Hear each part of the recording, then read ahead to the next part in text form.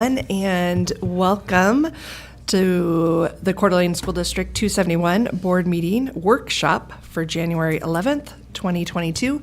Would everyone please stand so we can share in the Pledge of Allegiance? I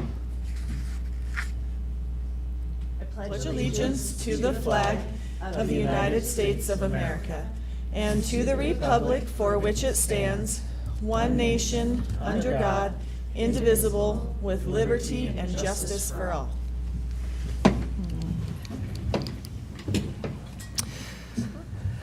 I'd like to introduce our participants for this afternoon. Starting at my far right is Miss Lynn Town, Clerk of the Board, Dr. Sean Hawker, Superintendent. To my left is Mr. Casey Morrisroe, Board Member, Mrs. Heather Tenbrink, Board Member, Mrs. Allie Anderton, Board Member, and Mrs. Leslie Bierke, Board Member. And I'm Rebecca Smith, Chair of the Board. No public comment will be accepted during this meeting. Comments may always be submitted to the Board using trustees@cdaschools.org or through the clerk at any time. Issues may be recorded and referred to the proper staff member for any follow-up. Thank you. Do I have a motion to approve the agenda? So moved. Second. All in favor? Aye. Aye. Today we're here to hear a report on the high school schedule alignment committee update. So, Dr. Hawker, do you want to give us an introduction? You bet. We'll just turn it over to Ms. Libby Barrett and our team, and we've got a bunch of information to try to fly through in about 90 minutes.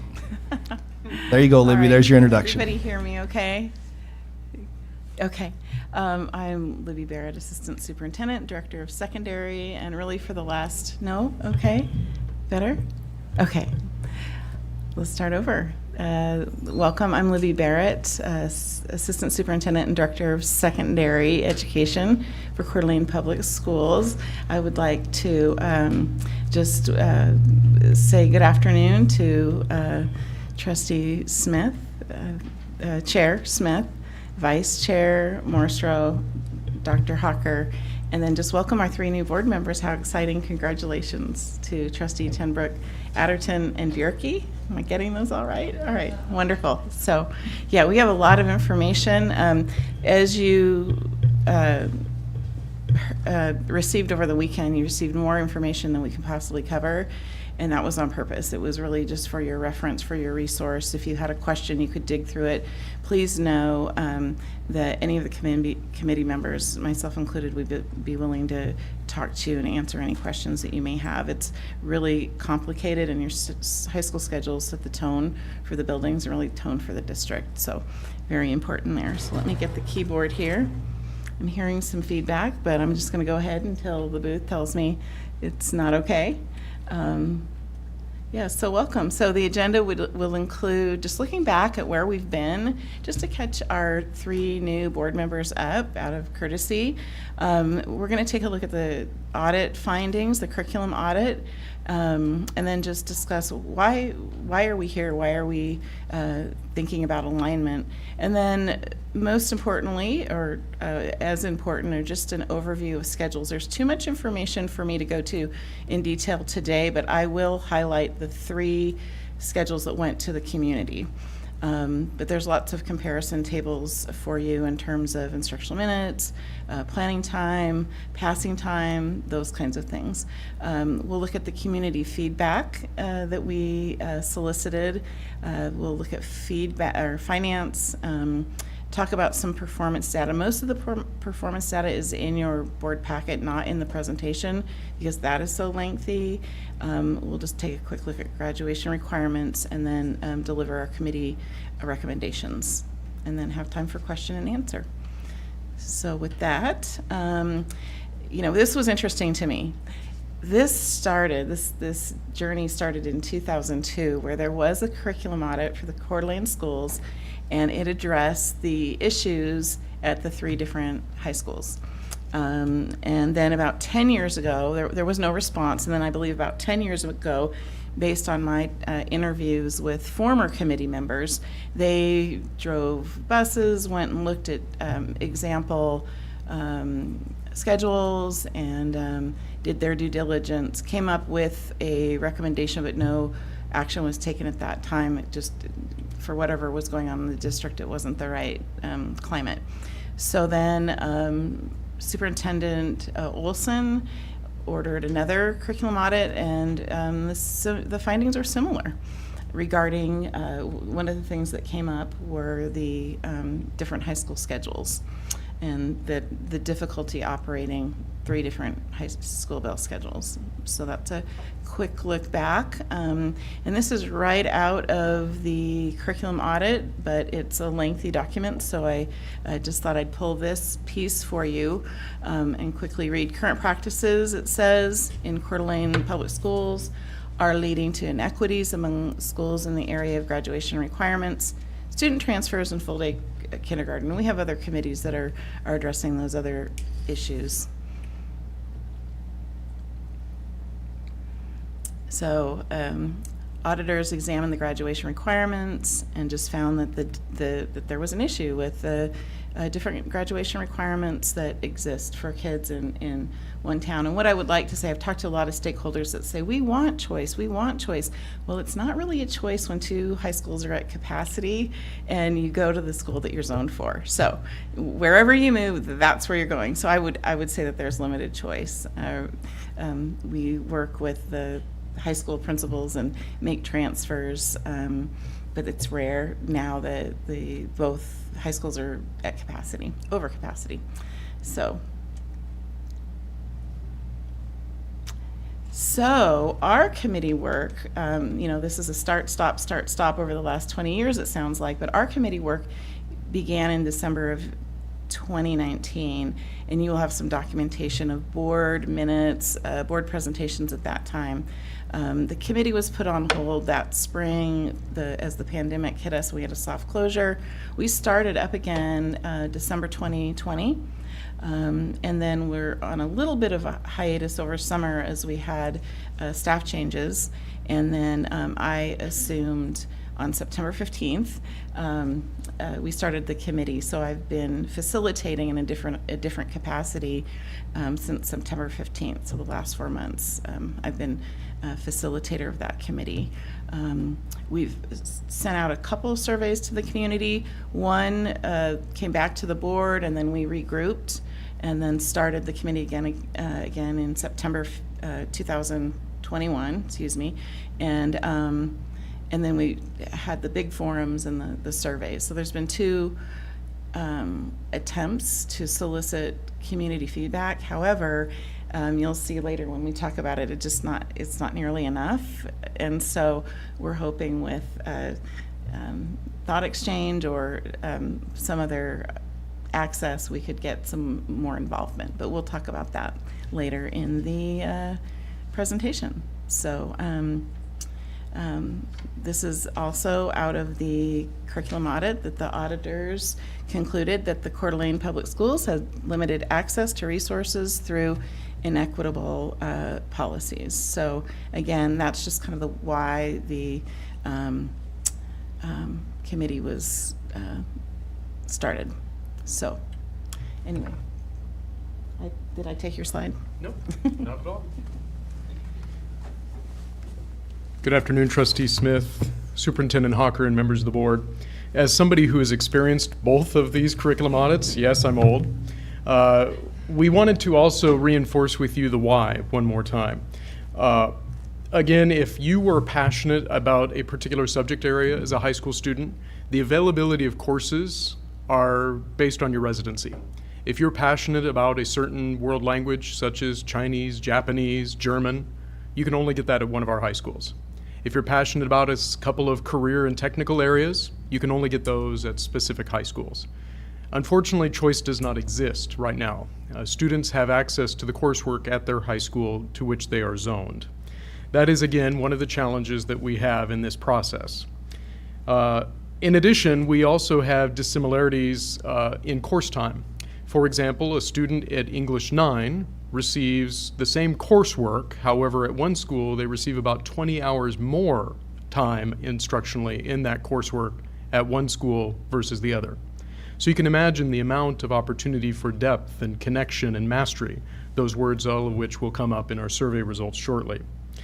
The other is something that Mrs. Barrett mentioned as well, is that a common high school schedule cements the expectations for this community, for our district. Certainly, we have high expectations for our learners at all three of our high schools, but the continuity of expectation, collaboration, and the use of resources are greater when we are all on the same page. Overall, we've summarized that onto this slide here. We're looking to do something whereby our students have access to similar academic options. We want to greater share our resources. We want to be able to offer courses online, synchronous and asynchronously between our high schools. We want to share our staff better. Right now, we have no opportunity when all three of our high schools are on 3 different bell schedules. We also want to make sure that the expectations are clear. When Mrs. Grotman is working with curriculum writers, we have to take into consideration seat time. That sometimes if we make the scope too large in a particular course, we can't cover as much content based on the bell schedule that students are assigned.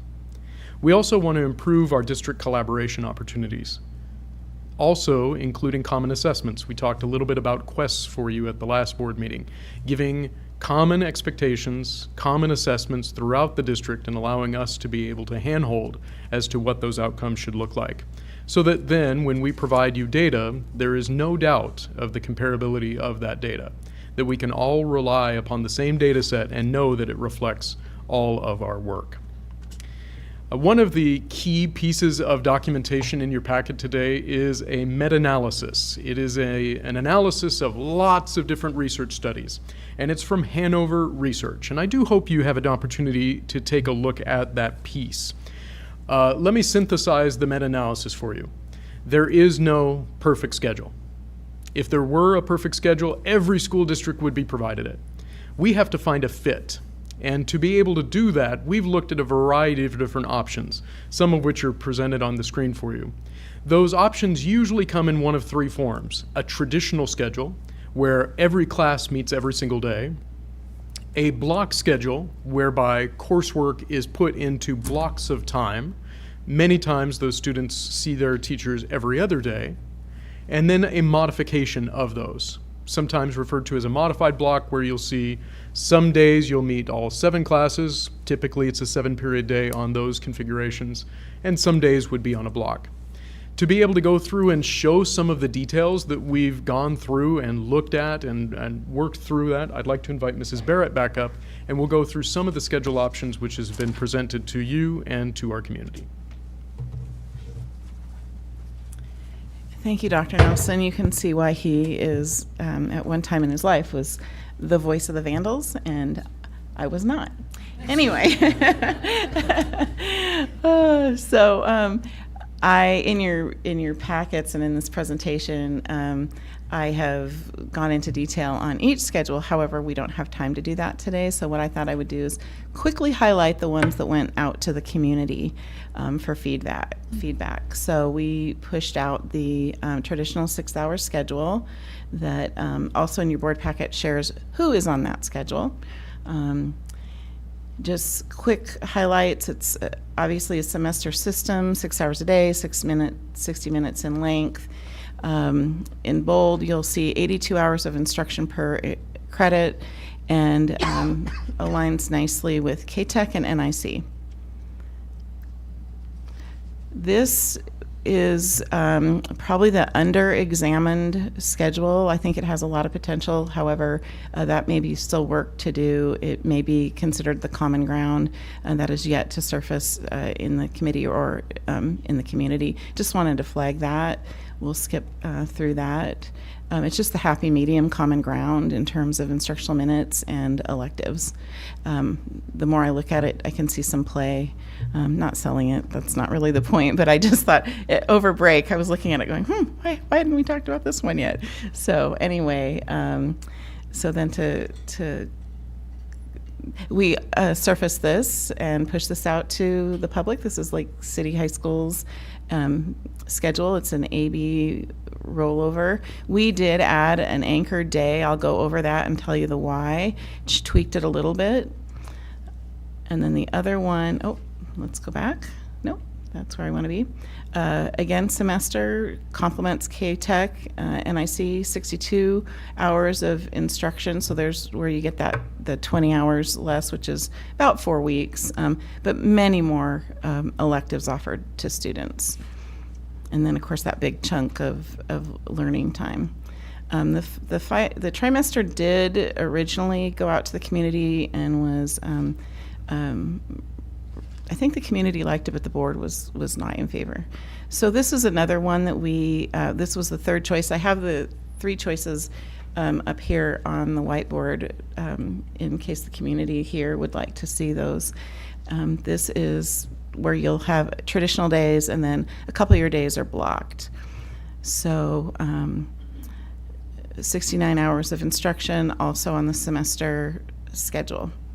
This one is not in accordance with our master articles because it does not have a prep every day, and that was really, we'll get into the data, but why it was the least favorite of teachers and the public. So we would have to rework master articles to choose this one. So in your board packet, there's lots of comparison charts.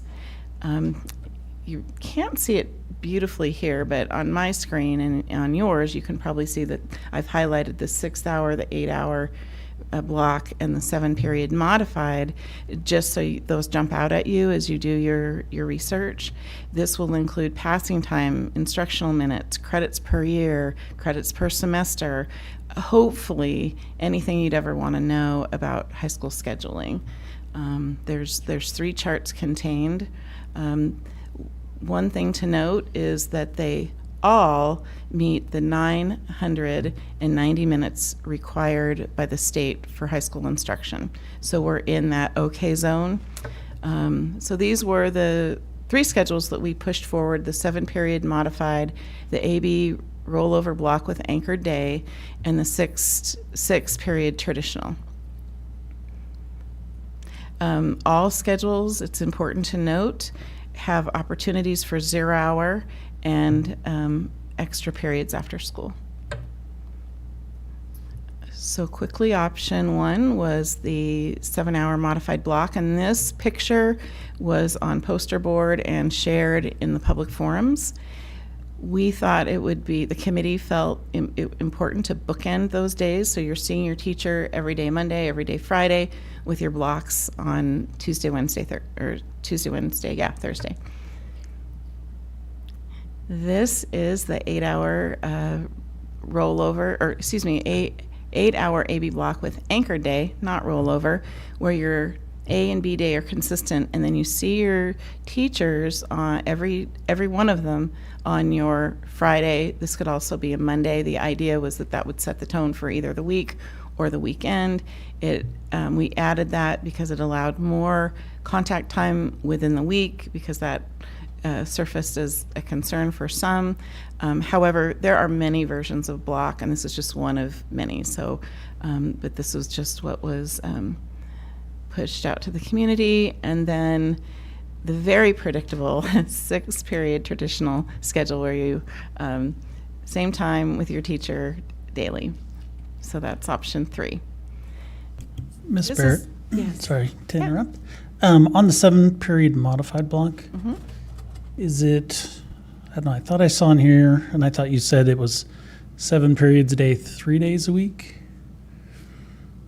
There's different variations, so that will differ than the comparison chart. Okay.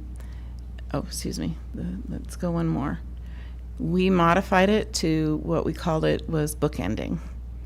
But of course, I don't know if it's a traditional modified block, but the one that you see, these, once you get neck deep into high school schedules, you can see how many modifications there are. Gonzaga Prep is on a 7-hour modified, and so it's different than this as well. So yes, this was modified by the committee, different from what your comparison tables will show.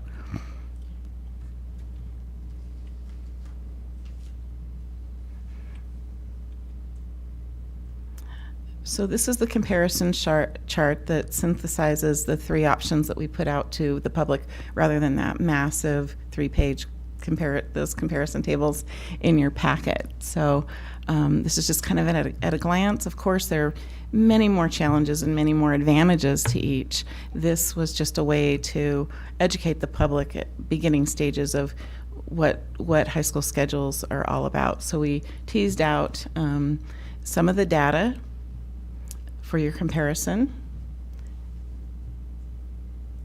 Credits, planning time, a little bit on finance and those instructional hours per credit.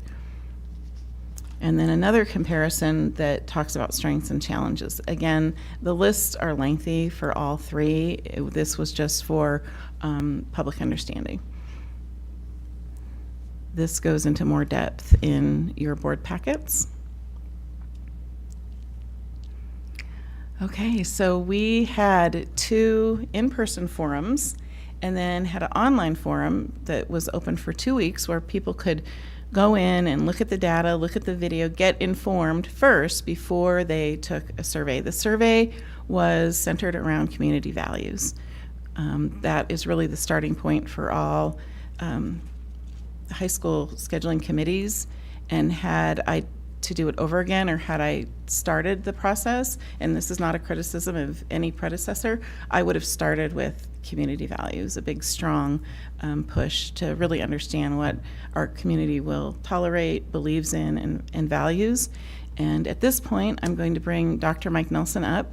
He is our data pro and worked very hard on Data Studio to be able to make sense of all the data in a friendly, user-friendly way.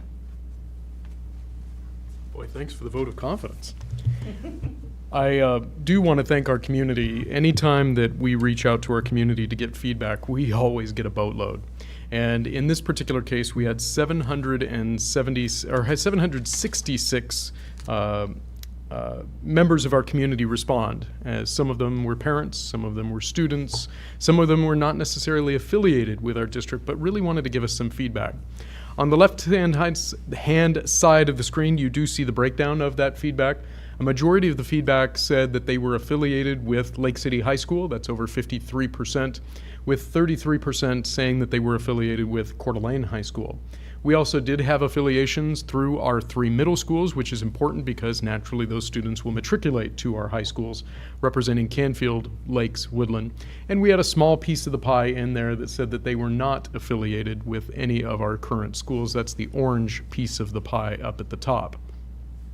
In addition, we asked, well, what type of relationship do you have? You'll see a majority of the feedback that we received were from parents and guardians. Over 2/3 of our feedback represented parents or guardians. 17% came from staff members and 14% came from students. A small sliver of that, about 1.5%, came from those who have no current affiliation.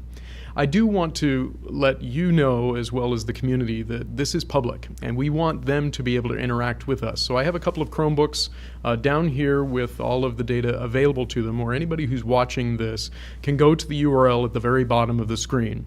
It's bit.ly/CDA_HS_schedule_feedback. We'll make sure that that link's available. I do have a little video over here onto the right-hand side because when you are looking at those 766 responses, you'll notice at the very left-hand side of the page, you can take a look at slices of the data. We looked at 3 different elements. We looked at logistics, we looked at instruction, and we looked at structure. And so there is a drop-down right at the very top where you can say, what did just the staff at Lake City High School think about these options? What did the community not affiliated with our district think of the options? So what that graphic is showing you is that you can turn off and turn on certain filters along the way so that you can see the changes in population. I think certainly when we take into consideration all of the feedback that we received, taking slices of the data is going to be important. I also do want to share with you some of the feedback that we received. Again, the 3 areas that we looked at were instruction, structure, and logistics. So the very first one that we wanted to talk to our community about is what are the values that you have in instruction. To set the premise for you, each of these questions basically asked students, staff, community members to put themselves in a situation. And it asked them to rank how closely they aligned based on a 1, meaning that would be their top priority, to a 6, which would be their lowest priority.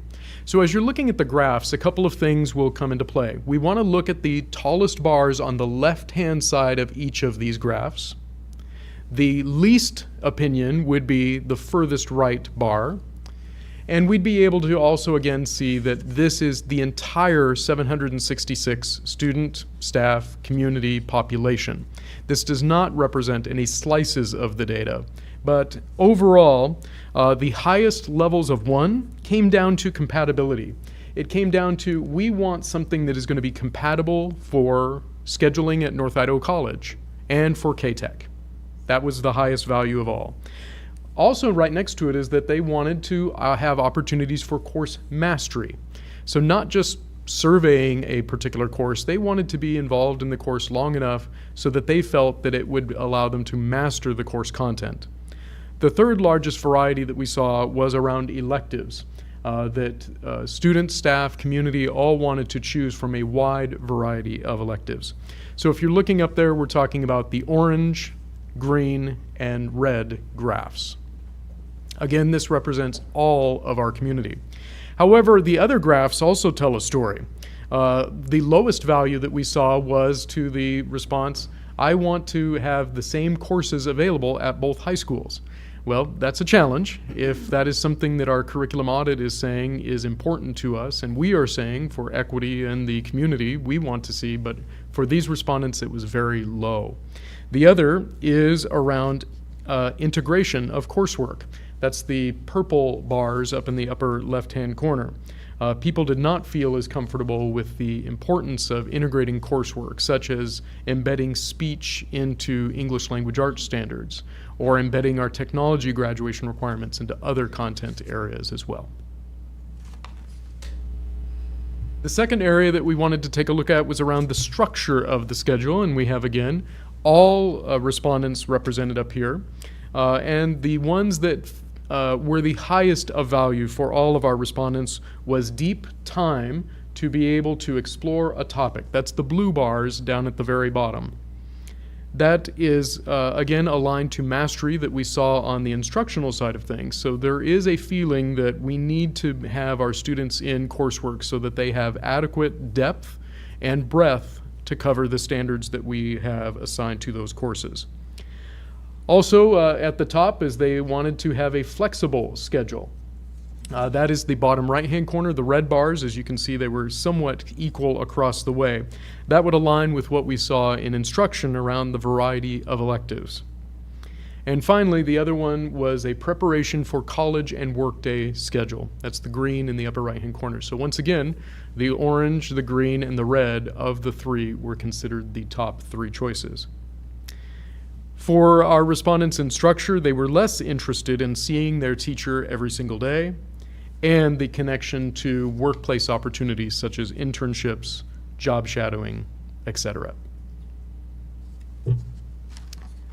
The last domain that we wanted to take a look at was around the logistics of the schedule. Highest was extracurricular activities. They wanted our school to have the opportunity to be able to participate in a wide variety of connecting activities connected to their curricular work. And they also felt that it was important that our teachers had a consistent teacher preparation and collaboration time. That's the red bar in the bottom left-hand corner. However, unfortunately for our finance department, they said that keeping costs low was not a consideration to them. Certainly, that is something that we will have to address one way or the other. But for our respondents, they said, these are our values, and we don't really care about cost. Which is a perfect segue to our Director of Finance, who I'm certain will rebut many of these statements along the way, but I'm pleased to pass this over to Mrs. Katie Ubner. What a lead-in. I'm going to just go through a few slides to discuss the financial aspect of the a change in schedule. and just sort of an overview of the method used to calculate the cost attached to these schedules. So it boils down to a simple formula of comparing minutes students receive instruction each day to the number of minutes teachers deliver instruction every day. So this ratio tells us how, in a perfect world, we would staff a school in order to ensure that students receive the number of minutes they need. And so if you think of a class of 25 students, how many teachers would you need in order to have those 25 students be instructed for a full day? So I can go into further depth or answer questions. I don't have the slides going deep into that formula, but that's sort of, in an essence, how it comes down. And so the lower that ratio, the lower the cost of the schedule, because our highest cost as a school district is going to be staffing as a service organization. So, and that is a way to have your costs add up very quickly, is when you need more staff. So. Katie, so you're saying from a finance perspective, we should just eliminate prep? Sure. From a finance perspective, however, that's a very narrow focus, and ignoring the fact that prep is, a valuable part of the day. So it's easy when you just get to come at things with a finance perspective. I'm kidding, of course. So financial models are never perfect. There's a lot of real life, variables in staffing a school. But we wanted to kind of take some of those variables and just check and see if our method was reasonable. So one thing that occurred last spring was a counselor over at CHS took the time to convert their actual students to a block schedule, just because we had been talking in these committees quite a bit about whether or not the block schedule, converting CHS to a block schedule, would cost anything. And the reason why we felt it was important to look at that is back when the block schedule was first implemented over 20 years ago, there was a parameter put on that implementation that it could not cost more money. So I do not know how that worked out and how that was implemented without a cost, just knowing that the minutes of instruction, the ratio is just going to mathematically cause a higher cost for implementing a block schedule when you're going from a 6-period traditional schedule. But I do know kind of some bits and pieces of, at that time, they increased class size. So that's a way to kind of even out the formula, is if you increase class size, you can put more students in those sections and then reduce the number of total sections overall. So at that time, I don't know where the district was at as far as class sizes. I do know that Idaho public education funding was in a better spot in those years, and so I imagine that there were already lower class sizes. But if we're talking about increasing CHS's class sizes right now by, say, 5 students, that's not really feasible, as far as, we already have a number of overcrowded class sizes. So that's just kind of the background as far as why we spent so much time looking at different ways to calculate this. And so that real life scenario, it did show, I think it was 8 more teachers. 6 to 8 more teachers. So that scenario did show, it did support that original method was kind of on the right track. We also did a prior year expenditure analysis. And so with this, it's a little bit tricky for a number of reasons. The first is that we have not, as an accounting system, coded teachers in our general ledger by building until the recent past couple years. And so we didn't have, 10 years worth of data to compare, but we did have a few years prior to look at the number or the total cost of certified staff per school. And it was higher for Lake City and around the ballpark of what we were getting with these other projections. But you also have to kind of combine that with the knowledge that staff mixes, staff demographic can be different between schools. So one school may have more senior staff, which would then drive up personnel costs. So you've got to take all of this and really just use it as methods of eliminating doubt as far as what the model is looking at. So, and just to reiterate, all those other methods of looking at it did support that the projection model we were using was appropriate. So, using that model, we were able to apply kind of a cost estimate as far as a cost or a savings for each of these options that we've been talking about. And so, for example, the first one, the 7-period modified block 3 days, that would save the district quite a bit to implement both schools on that. And the reason is there would be fewer prep minutes per week. And then option 2 would be an additional cost of $608,000. And that is very similar to what we were looking at when we were comparing Lake City and CHS's current schedules, because it's a very similar schedule to Lake City as far as the minutes ratio. And then converting Lake City to the 6-period traditional would result in $608,000 of savings for the district. So we're comparing these, we're taking the current modeled out cost for both of our schedules that we have right now, and then comparing that to converting both schedules to one of these options. So then we got these extra bonuses. I don't know if we were looking at those ones. They were just requested to look in as far as what we would save if we had teachers teaching 7 out of 8 courses with the Lake City current block schedule. And so that would be a significant savings to the district, but of course would also violate our master articles, and there's all the other considerations there as far as if that's a good idea.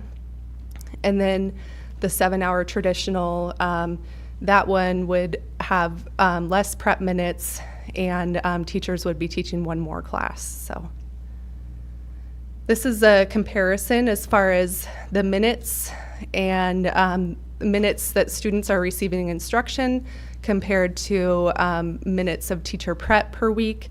And then also it's important to note the daily prep column. If it has a no there, we would be violating our master articles as it stands by not providing a daily prep. So just one thing to keep in mind, if you like one of those schedules and you see it's going to save us quite a bit of money, you also have to take into consideration what we'd be losing as far as prep time for our teachers. So any questions? All right. Dr. Hawker, would it be possible to have you or someone in the cabinet send us what the master articles say in regards to daily prep? You bet. So I see we're using projections, and do we not have actual number of teachers it takes to run the schedule at Lake City versus the actual number it takes to run the schedule at CHS? Currently, there's 72 teachers at Coeur d'Alene High School and 78 last I counted. So the information that I received was either 6 to 8, but right now we're functioning with 6 less teachers at Coeur d'Alene High School. Okay. And then just for quick math, I average a teacher salary, let's say $50,000 plus benefit package is about $80,000, times 6 would be $480,000-ish. Okay, so the 600,000 number would be more like 8 teachers.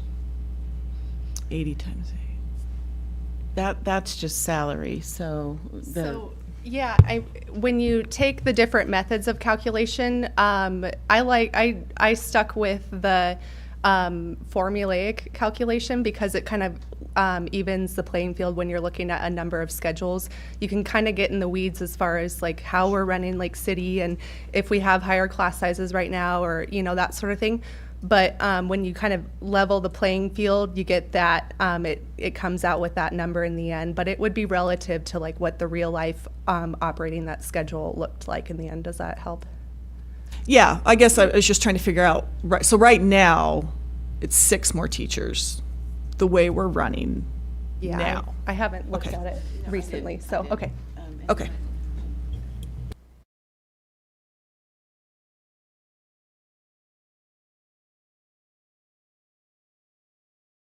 I didn't look at it today, so. Okay. We were checking out, difference in payroll, just to, really, we've sliced and diced it a number of ways, and a good middle number would be about $500,000, so. All right. Trustees, are you ready to move on to student voice at this time? Okay.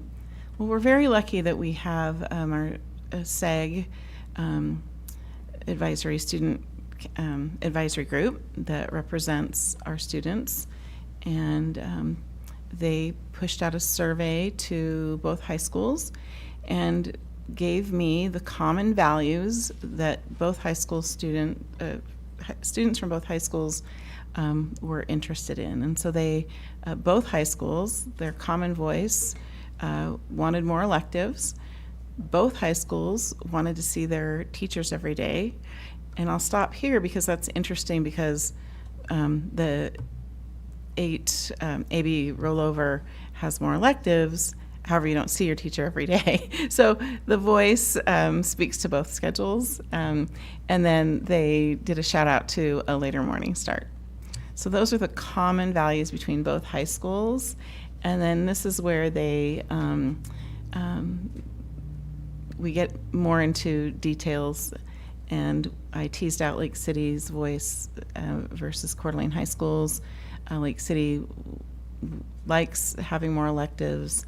They want more time in class each day, and then more time in core instruction, which would lend itself to a 6-hour traditional. So Coeur d'Alene High School enjoys seeing their teachers every day, did a shout out for the late morning start, and then they also would like to have more electives. So that got us thinking, how can we better align our graduation requirements, which is really the charge, and provide flexibility and opportunity for different student pathways? When should knowledge and skills be embedded in courses, and when do we need a separate course? For instance, I'm going to use technology. Could the technology credit be embedded within our coursework? At what point are the number of student electives too much? We believe in choice, but when is it too much? We want to ensure all classes are rigorous and that students are taking advantage of their opportunities. So those are big questions. This is not a quick fix or an easy process. I did highlight the state graduation requirements, comparing that to CHS and Lake City High School for your reference. There are several classes highlighted here in yellow that we require and the state doesn't. Speech is highlighted just because that was suggested as something that we could embed. A principal out of this district said, "Why do you do your speeches your senior year? Shouldn't they be doing speeches starting their freshman year?" And it just got me thinking, maybe that's a passport, a speech passport, and you're integrating your speeches in all your coursework. Just ideas. And those are ideas we talked about in the committee. So these are just... Mrs. Barrett? Yes. I'm sorry. You have senior project highlighted. We do that as a separate course. I mean, they still have to do a senior project per the state, correct? Yes, it's a state requirement. However, it could be embedded in English, for instance. Okay. I just highlighted credits that there could be some wiggle room, and it could look differently than we do it now. Okay. Probably a whole nother workshop, to be honest with you. So these are just considerations, truly not to muddy the water, but questions that have come along the way the last 3 years. A consideration would, do we embed technology standards K-12? Do we embed the speech experience 9-12? Just to loosen up some of our elective opportunities. Do we restructure embedding speech into English and the senior project courses to increase flexibility? So just thinking out of the box a little bit. So to second what Dr. Mike Nelson suggested is that instruction, I know Trustee Morrisroe asked for and received 5A, 4A, what's working in Idaho, what schedule? And the committee looked at it and there was clearly no direct point to a schedule that worked. It was, there's some high-performing block, high-performing traditional, Moscow's high-performing with, sorry Moscow friends, but a little bit of a crazy schedule that's rolls over starting with first hour, Tuesday, the second hour, third hour, it's rolling every day. So you have the same class but at a different time every day. High-performing school. Kudos to them. But again, there is no silver bullet. There is no magic schedule that works. And that is what our Idaho 5A, 4A data showed. So this is important, that it's really what you do with your minutes, whatever schedule. And so that's why the teaching framework becomes important in this process. And that aligning our curriculum and aligning our pacing. So we're a little over our half-hour mark, but we did want to give you a recommendation. So I'd like to introduce, not doctor yet, right? Seth Dennison, Director of Technology, Safety and Security.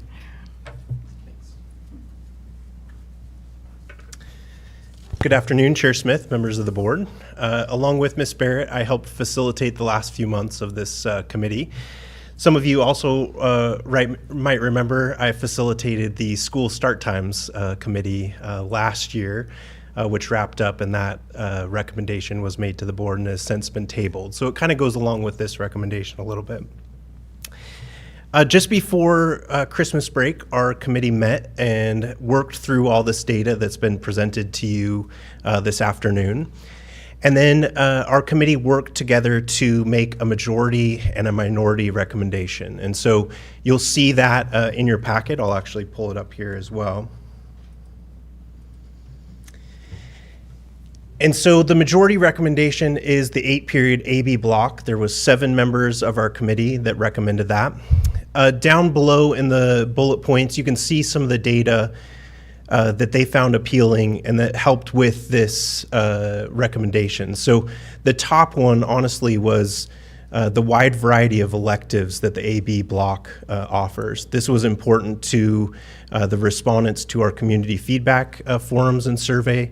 And the 8-period AB block offers double the number of electives than using a 6-period traditional schedule.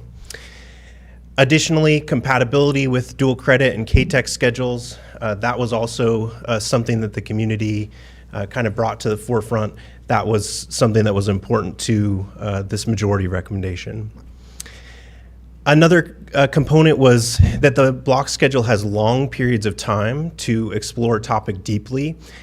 And this really is a high priority for survey respondents, but also is necessary to meet the goals of both the portrait of the graduate and the instructional framework.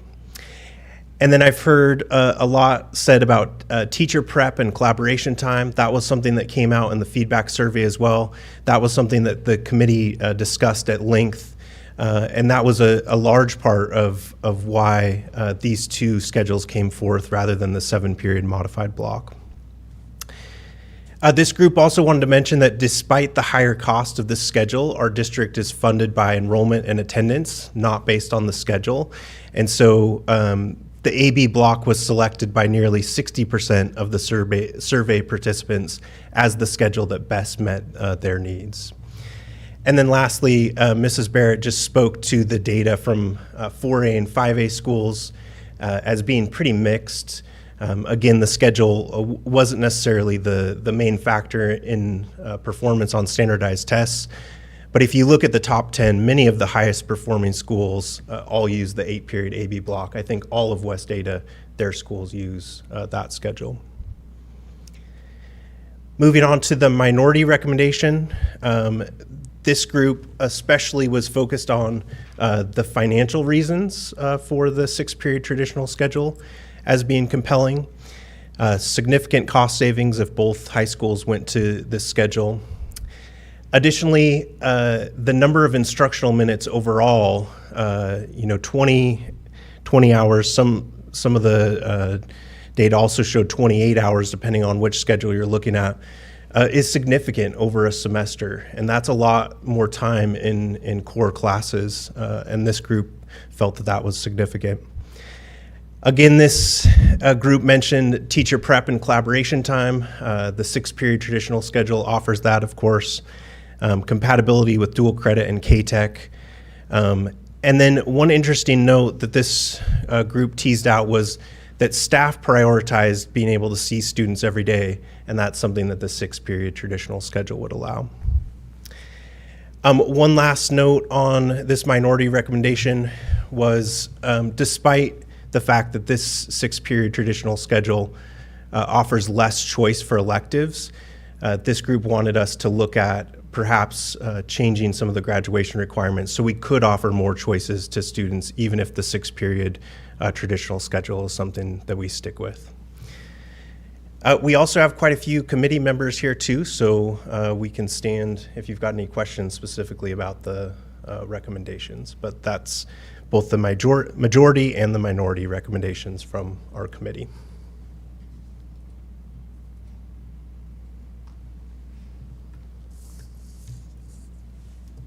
Can I ask one question about the committee? It's, could I see again who was on the committees? And I'm just curious if anyone who was maybe from CHS was on that and voted for the block. I'm just curious, or was it right down the middle? It stuck pretty closely to where they were associated Just need with. to know. Yeah. Sorry. And Just and if you look at the survey data as well, that trend plays out as well. What school they're associated with is a good predictor of which schedule they would select. And I think, we know that change is hard. It doesn't really matter, what it is. Any change is going to be difficult, and you see that play out in this survey data for sure. We did have a few committee members that weren't associated with either school. So Mrs. Barrett and myself abstained, of course, because we were facilitating, but Dr. Nelson was part of the committee, Katie Grotman, and also K-Tech Director Colby Matiola. So you'll see them reflected on the recommendations as well. You speak of inequalities between the school schedules. So besides the difference in elective offerings, what other things are you looking at as an inequality? The amount of instructional minutes was another one that the committee looked at. So 20 hours of total instructional minutes from one to the next, that's a pretty big difference for sure. And I think some of the other folks have spoken to that as well.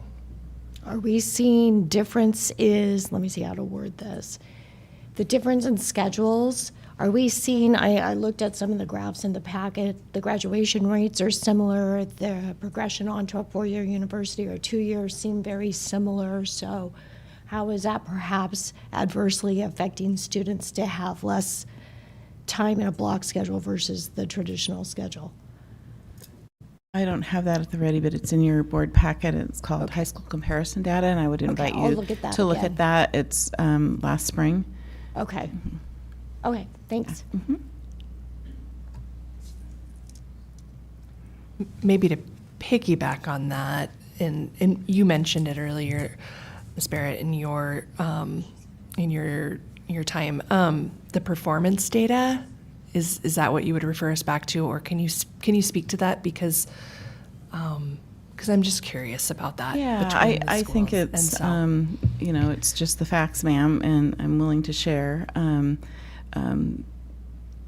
I think there's spots where Lake City outperforms Coeur d'Alene High School in growth, but overall, with the exception of, I think, a science exam, Coeur d'Alene High School outperforms Lake City High School, and that's what the performance data, why it was included in your packet. So I did notice that. I noticed that particularly because we have data clear back to the 2015-2016 school year here, where they were a lot closer. And since then, CHS has improved, but the schedule hasn't changed, which makes me think it's not a schedule-based thing. Although I would love to know. I would agree with what you. it I think it's is. what you do with the instructional minutes and what teachers do with collaboration. The number one data point that impacts schools is teacher collective efficacy and how they work together and what they believe they can do as colleagues and believing in students. And so it's outside of the schedule. I think it's just important to note the hardships this district suffers financially and curriculum-wise because of a lack of alignment. Just an example I can give you as a former high school principal, I had a teacher who is amazing, and for some odd reason, he was an elective teacher. We were only able to fill 3 of his classes out of 5, and there was potentially demand at the other high school, but because of the schedule, I couldn't say, hey, why don't you teach mornings here, and then we could have a program at the other high school. Have no fear, he ended up having a history or social studies endorsement, so we did fill his schedule, but those were examples that I ran into. But probably the biggest, just if I can be honest and transparent, would be curriculum and pacing. I'm a big proponent of essential learnings. What do kids need to know and be able to do as a result of our coursework? And that's very uneven throughout the, and could be considered an inequity throughout our district. When you have, 8 more weeks instruction in the year, it's very difficult for teachers to come together and collaborate and align with their pacing guides, with their curriculum. And so that's where, how do you decide on your essential standards and your essential learnings for a course when you don't have the same amount of time with kids? So, trying to be diplomatic here, trying not to choose one side or the other. That's why I abstained. I think alignment is really the kingpin issue here, coming together to be able to be fiscally responsible and provide rigorous curriculum for our students and comparable data. And equal instructional minutes. I could go on. Any other questions? Earlier on in your presentation, you mentioned something about the 7 period. Yeah. And so could we just come back to that? You didn't finish that thought, and I'd like to hear the rest of that. It was really outside of the committee work, if I can speak to that. Over Christmas break, when I was compiling the information and looking at the other high schools that I looked to, and came across the data for the 7-hour, the original reason that I rejected it was the short minutes per hour, but I do know of a high school in Washington that uses it for a lot of play. There's a lot more creativity and blocking, so to speak, that you can do with a 7-hour, and some districts slowly morph into a 7-hour modified after they understand the capabilities. So when I look at instructional minutes, it's the common ground. When I look at elective credits, it's the common ground. I'd like to have a discussion about prep, however, because that's very similar to elementary, but not a big fan of the reduced prep time. One way we could go around that is to increase collaboration hours on Mondays for teachers. Ms. Barrett or Dr. Hawker, has there been any consideration in maybe credit alignment and graduation requirement alignment, but allowing some flexibility for schedule between the buildings, understanding that maybe doesn't allow for that crossover type situation, but certainly the two buildings have different cultures. Every building in our school or in our district has slightly different cultures, and so maybe it allows some flexibility to, maybe one school's on say it's 7 periods traditional, and one's more on a modified block or a block with a chunk of flex time or whatever. Has there been any talk about that? There hasn't. I don't think it addresses the curriculum issues or the prep time issues, but that certainly could be a discussion. I believe Lake City has 2.5 hours more prep time than Coeur d'Alene High School. So as a teacher, is that fair? Coeur d'Alene High School is very okay with that because they, if I can speak for them, want to see their kids every day and believe in their schedules, so they're willing to sacrifice that, but I don't know for how long.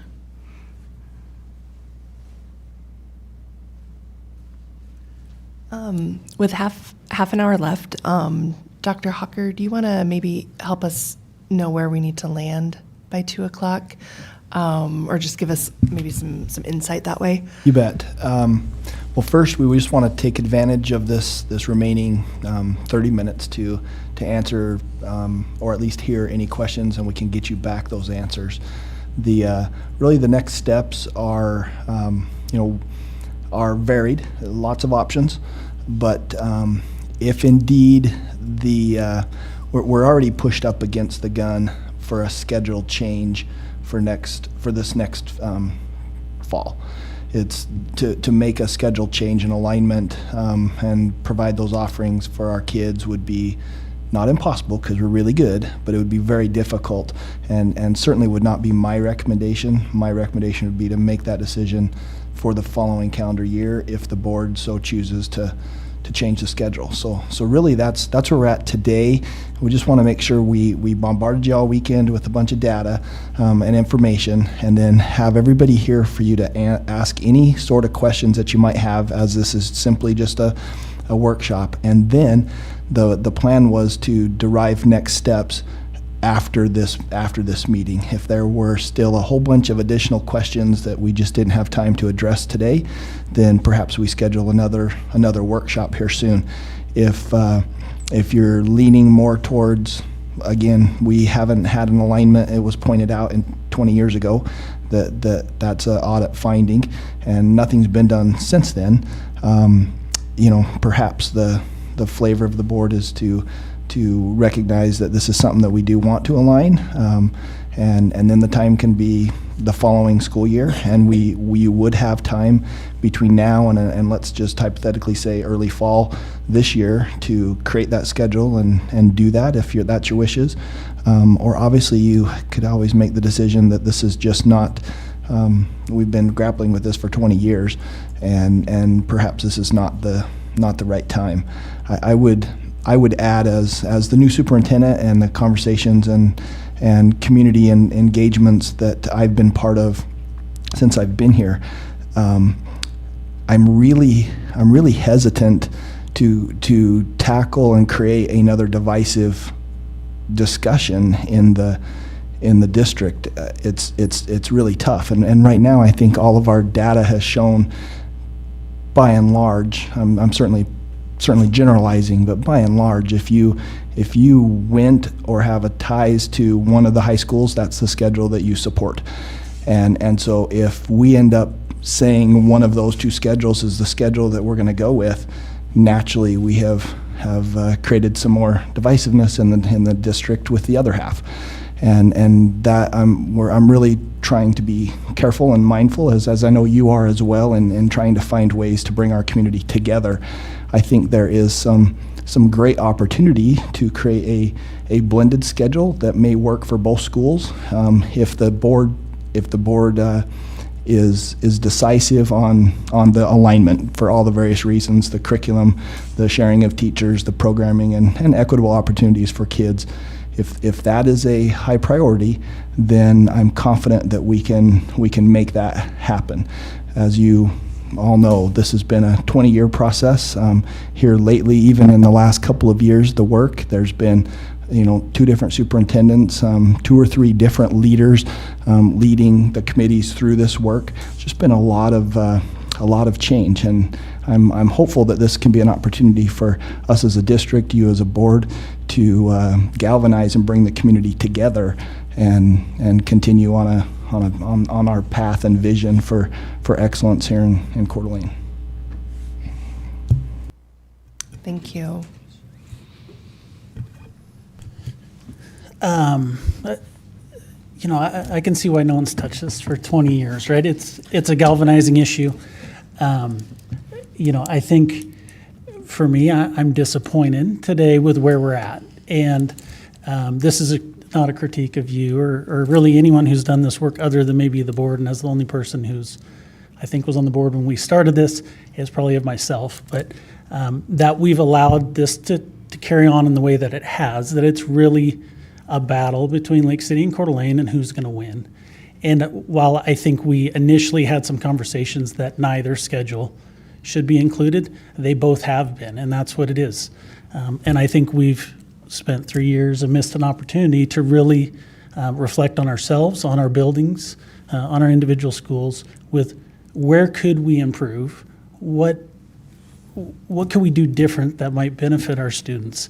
And instead, it's all been about keeping the status quo, in my opinion. That's what it appears. You can look at the votes, you can look at the survey data. It seems to back that up. So, as far as what's the right decision, I don't know. I mean, I agree. The performance isn't the schedule, and I think that is clear. I have, concerns about elective opportunities. I have concerns about instructional minutes.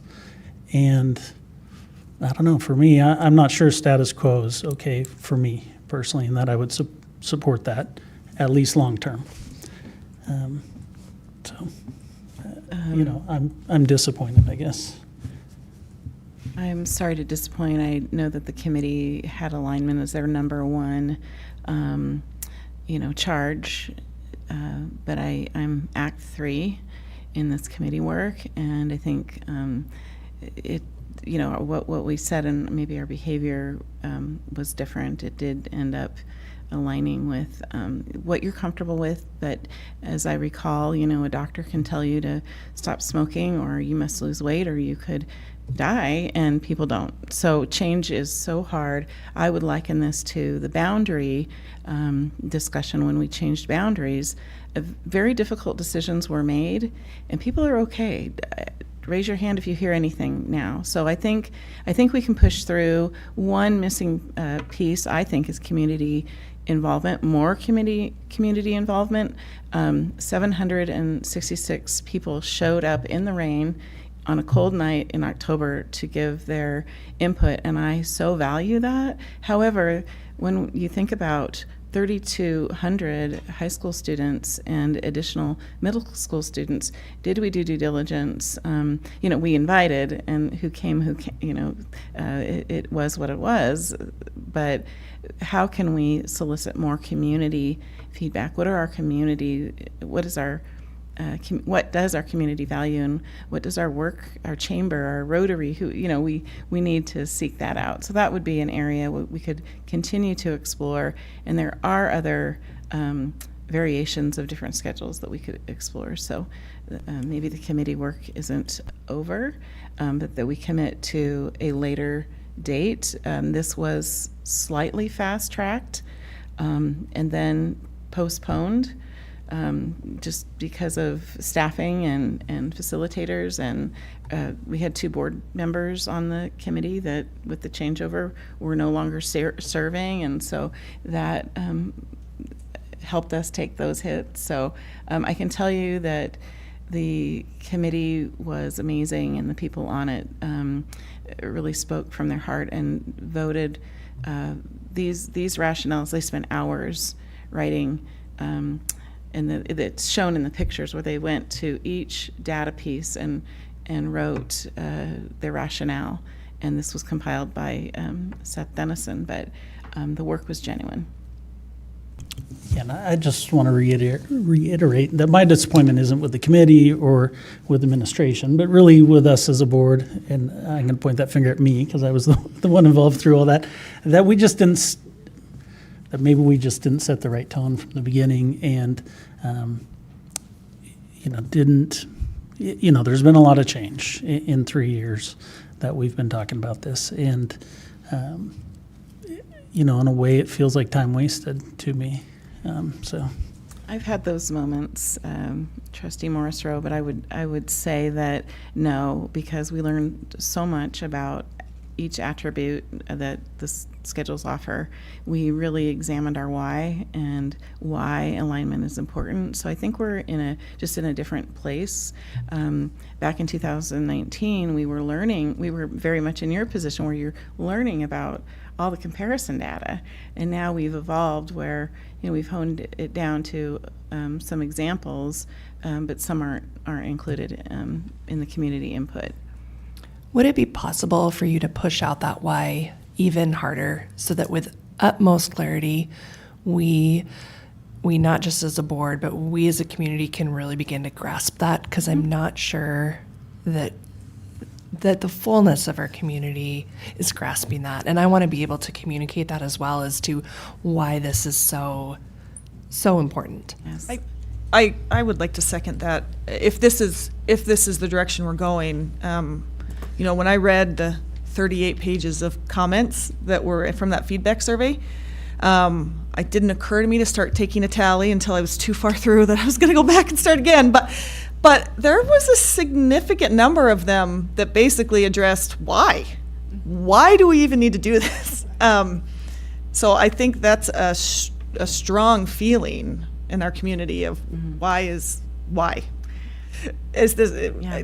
I think to many of them it felt like change for the sake of change, and they don't need more change in their high school students' lives. The forum contained, and if it was in person, it was represented actually by Shelley Blank, the why, and then certainly in the video we shared the why. However, I understand that perception is not my reality, and that definitely more time on the why. I appreciate that direction.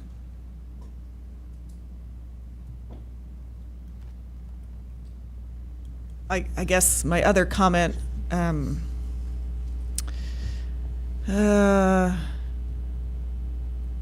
don't think we've already worked on this for 3 years. I do think as a board, I don't want to just kick it. I think it would be helpful for our school communities to have a decision sooner than 3 years from now. So I hate to keep our staffs and our students in limbo for another 3 years, And I realize COVID changes. I realize this, all the circumstances that played into that. But I'm reluctant to say, well, let's just put it off and not deal with it for longer, too. Because I think the limbo is not great for any of us.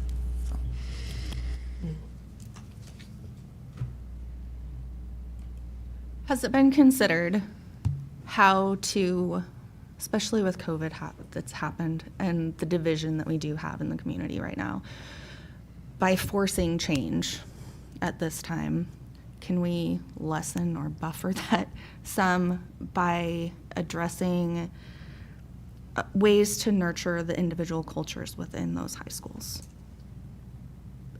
If they're going to have to adjust and make these changes, what can we do to accommodate those high schools in the process of making those changes to help the transition be easier for them? I think they definitely need voice in any change and a lot of support and professional development. So I agree with the timeline. I think February, I just received an email today that career and college advisors are in at Canfield today talking about their 4-year plans. Well, that would mean that those schedules would need to change. The class offerings would be changing. So I don't know that we're ready in February, which is when you would be making your decision. But certainly within a year, I think we could give teacher's voice and explore some other options, and certainly pull in the why, most importantly, and include more community stakeholders.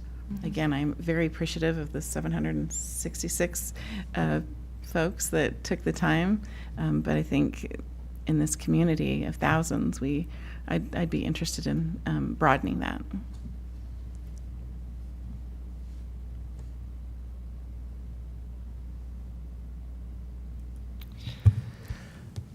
I echo Trustee Morrisroe,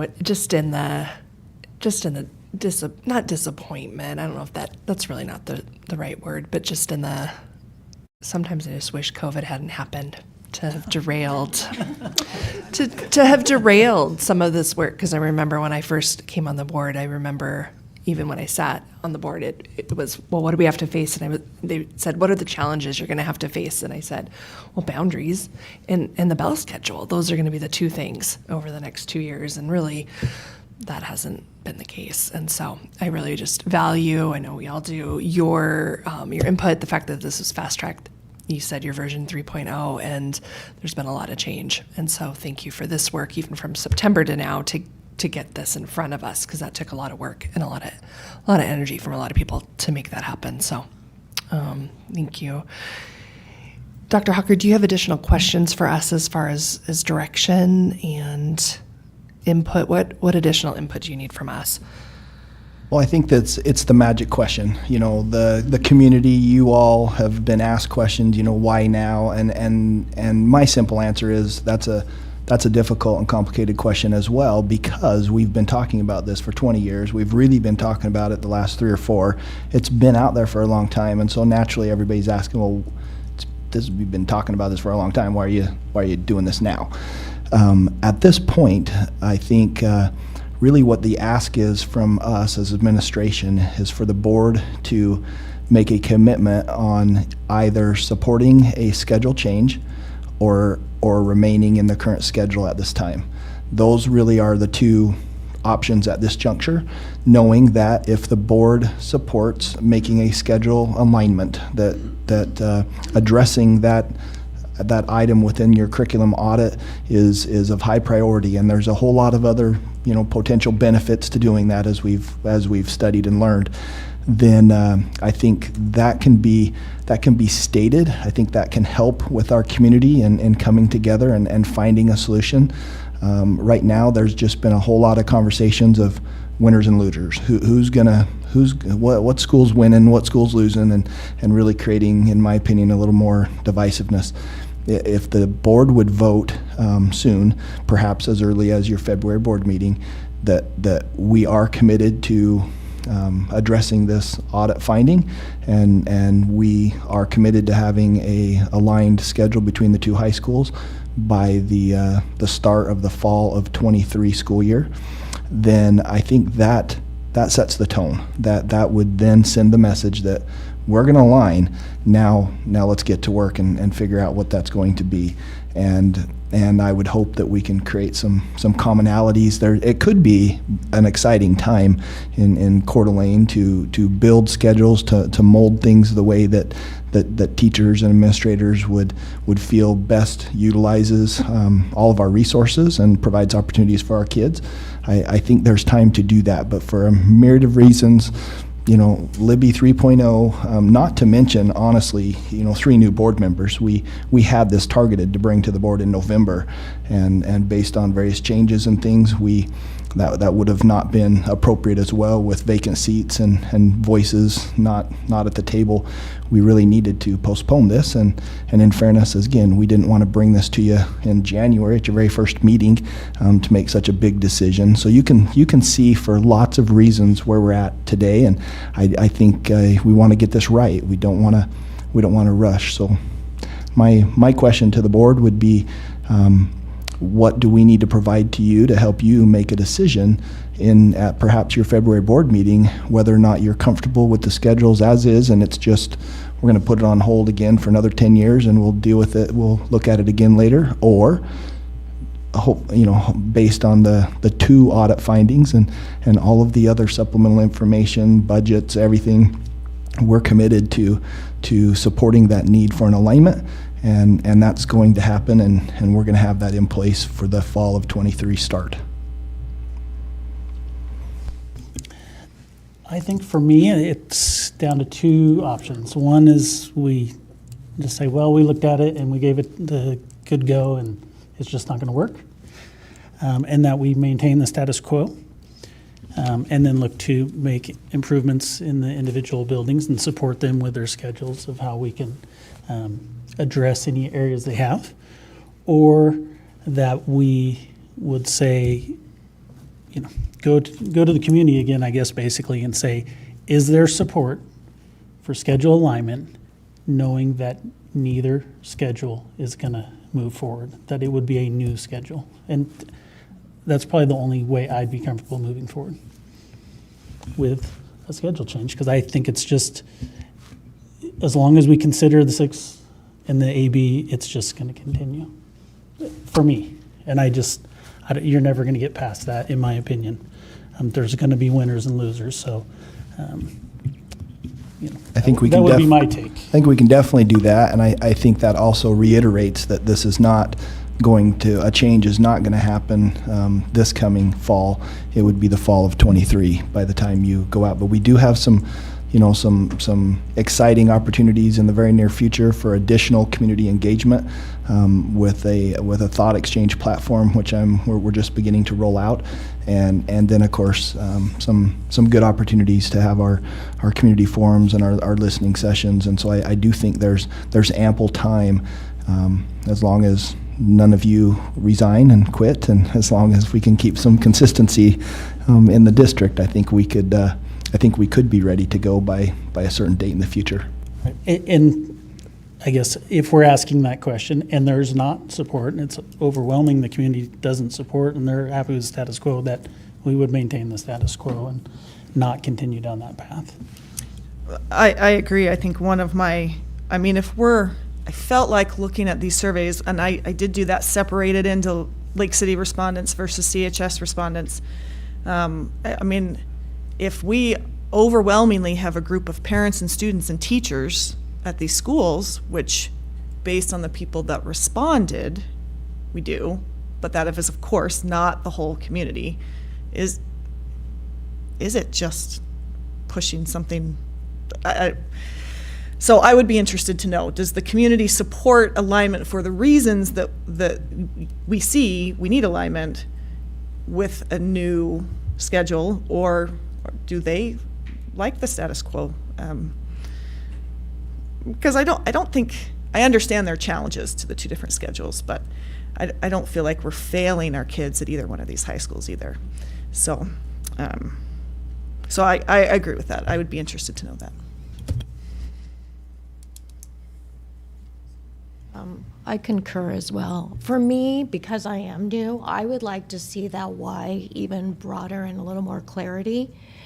I don't think it looks by the data, I don't have it memorized as there was a lot in that packet, but it looks like they're fairly similar. There's a few differences, but nothing great that I was like, oh wow, this schedule, I don't think it's the schedule at all. And from a more practical sense with the finances, I would like to see how we can budget that in, if that's something that we can afford to do at this time. But I greatly want to see the community input expanded. I think we need to hear, obviously it's great that these people took the time to do that, but skimming through the responses, most of the things I saw was why are we changing this at this point? So that's where I'm at as well.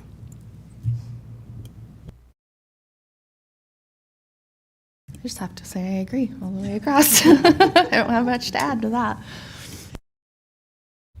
Yeah, I think for myself, I don't want to do anything that further divides our community. I would like to, along with the why, maybe even painting a picture of what our schools and communities could look like 2 to 3 years after change has been implemented, after professional development. What's the bright spot? If this is going to be great for us to work through this and to go through this.